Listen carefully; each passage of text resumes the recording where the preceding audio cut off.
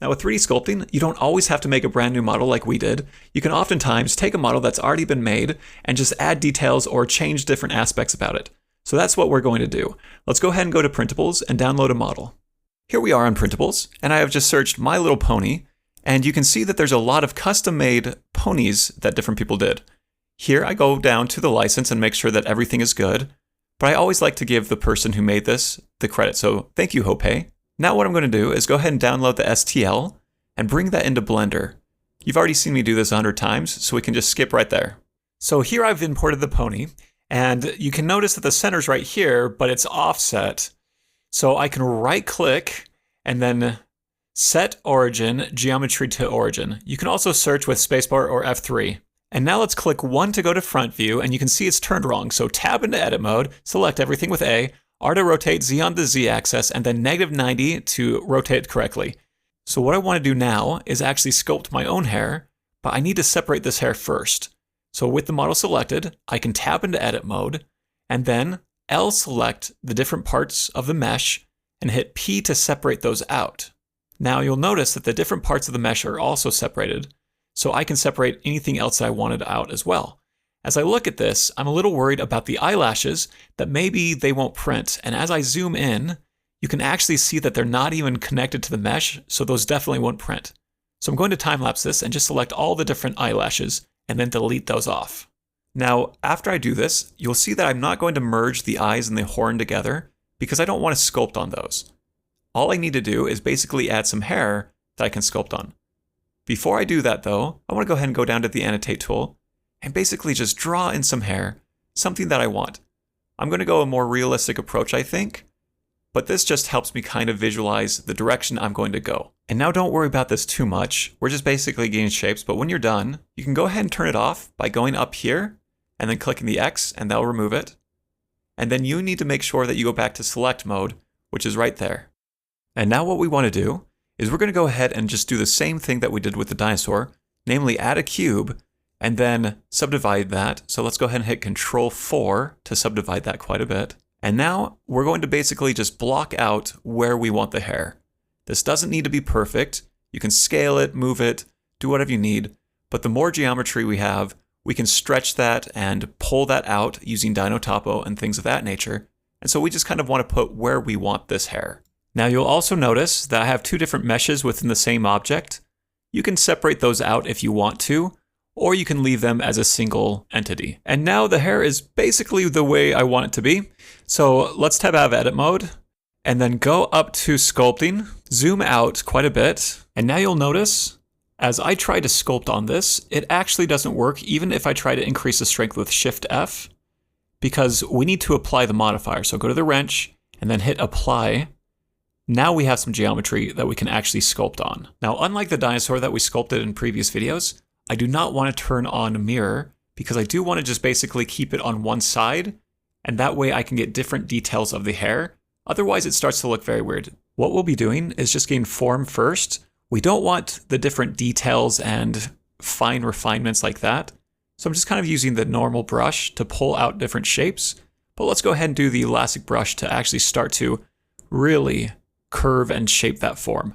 Now you'll notice as I start to move this, it's moving both the tail and the hair. Do you see that? And so what I can do is I can go ahead and separate those 2 out, tab into edit mode, hit L to select everything, and then P to separate by selection. This is time-lapsed up, so you can see me going faster and faster, but I'll make sure to slow it down anytime I need to talk about something. So for example, here, let's turn on Dino Topo. The default settings are just fine. And then I'm going to go to Snake Hook. Snake Hook kind of pulls out something like that. It actually allows you to Dino Topo. So if you ever need a long, thin piece, then Snake Hook is actually very useful. You'll notice that I don't just pull, but I also push to get different effects that I need for the hair itself.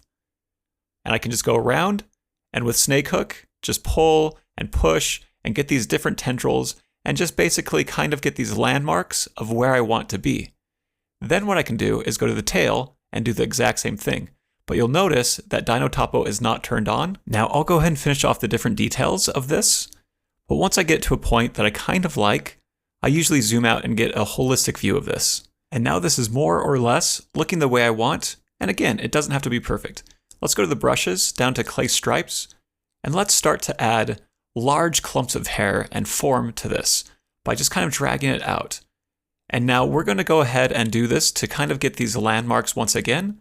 And we can go back later and start to add some detail by using the draw sharp and then holding Control to kind of pull it out to get some sharp edges. But right now, we just want to look at the basic fur or hair flow. And now I want to have even detail, so I'm going to remesh that and change the size to 0.05 for the voxel scale. What that's going to do for me is give me an even distribution of all the geometry. So as I'm pushing in with the draw sharp and pulling out while holding Control, I'm getting the same level of detail. And then every once in a while, as I get more and more detail, I might remesh that again and then smooth it with holding Shift. And that allows me to kind of pull out the details I want, and it's not as messy. Kind of smoothing it out and polishing it using that method. As you sculpt, sometimes if something's thin enough, as you sculpt on the top of it, it'll actually kind of like pull the bottom up as well, and it creates some errors. So I found a couple of these in our model, and we're going to go ahead and fix those right now. So the first thing we want to fix is on the tail. You'll see this little hole here. So I do clay strips, and I just kind of fill that in and then smooth it out with Shift. And you could remesh if you want, but that's looking good enough. And I just kind of patch in that hole. And this one is a lot different. So let's go ahead and use clay strips.